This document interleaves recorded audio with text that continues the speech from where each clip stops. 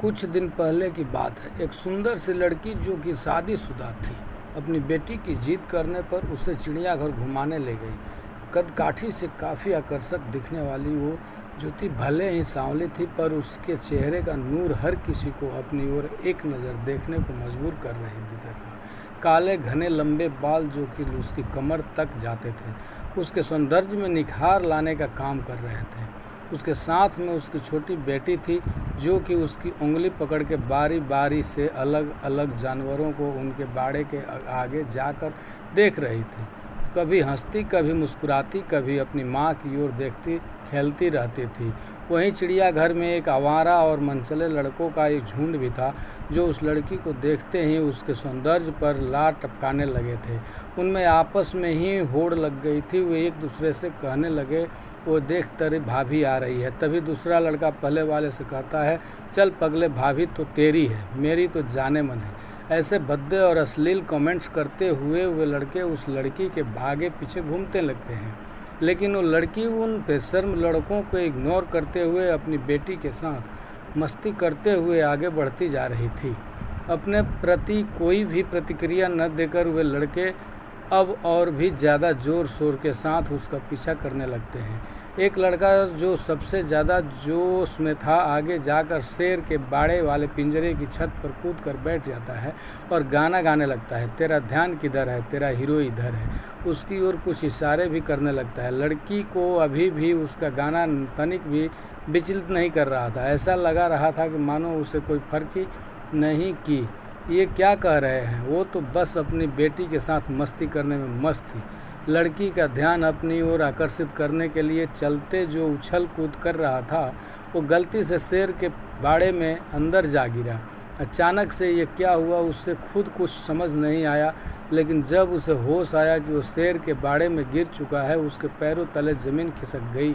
उसकी गला सूखने लगा। वो चिल्लाना चाह रहा था, लेकिन उसकी आवाज़ उसके गले में ही दब के रह गई थी। बहुत कोशिश करने के बाद वो उसने दोस्तों को मदद के लिए गुहार लगाने लगा, भाई प्लीज़ मुझे बचा लो दोस्त। लेकिन कोई भी उसकी मदद करने के लिए आगे नहीं आ रहा था। दूसरी ओर जैसे ही शेर ने देखा कोई उसके बाड़े में आ गया है, शेर धीरे धीरे दबे पैर आगे बढ़ने लगता है। शेर के चेहरे और उसकी आंखों का खौफ देखते ही लड़के का हाल बेहाल हो गया था। उसे तो लगा था शायद ही ये उसकी ज़िंदगी आज आखिरी दिन होगा। बाड़े के बाहर बहुत से लोगों की भीड़ इकट्ठी हो जाती है और जब लोग बाहर आने के लिए चिल्लाते हैं, लेकिन आगे बढ़ के कोई भी उसे बचाने के लिए नहीं आता है। शेर आगे बढ़ रहा था, तभी भीड़ में से आगे आते हुए उस लड़की ने अपनी शादी का एक किनारा जल्दी से बाड़े में फेंका और चिल्लाकर कहा, जल्दी से पकड़ो। लड़की ने अपनी पूरी साड़ी उतार दी और बाकी लोगों की मदद से एक छोर पकड़े रही। दूसरे छोर को पकड़ के वह लड़का किसी तरह से अपनी जान बचाने में कामयाब हो गया। जैसे ही वो बाड़े की दीवार कूद के बाहर आया, वहाँ पर मौजूद सिक्योरिटी गार्ड ने गरजते हुए कहा, तुम्हें होश भी था कि तुम क्या कर रहे थे इस खूंखार शेर के बाड़े के पास? अगर वे बहन तुम्हारी मदद करने के लिए आगे न आई होती तो तुम अब तक इस शिकार शेर के पेट में चले गए होते। सिक्योरिटी गार्ड की बात सुनकर उसने एक नज़र अर्धनग्न ब्लाउज और पेटीकोट में खड़ी लड़की की ओर की। वो मन में सोचने लगा, ये सिक्योरिटी गार्ड सही ही तो कह रहा है। ये मेरी बड़ी बहन जैसी ही तो है, बल्कि उससे भी ज़्यादा है। एक बहन ही तो है जिसे अपनी भाई की जान बचाने के लिए अपनी इज्जत की परवाह किए बिना अपनी देह से साड़ी उतार कर मेरी रक्षा की। लड़के ने हाथ जोड़ और उस लड़की के पैरों में गिरते हुए माफ़ी मांगने लगा, बहन मुझे माफ़ कर दो, मैं कुछ देर के लिए भावनाओं में बह गया था और अपनी मर्यादा को भूल गया था। मुझे माफ़ कर दो। आपने अपनी इज्जत की परवाह किए बगैर मेरी जान बचाने के लिए अपनी साड़ी उतार दी। आगे से मैं किसी भी महिलाओं को अपनी माँ और बहन की नज़र से ही देखूँगा।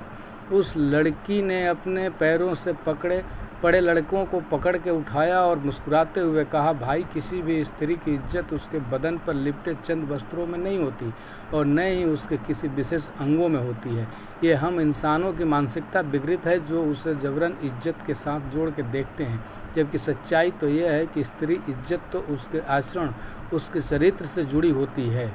उस सुंदर सी दिखने वाली लड़की के आकर्षण मुख से इतना मर्यादित और भावपूर्ण शब्द सुनकर वहाँ मौजूद भीड़ तालियां बजा उठी।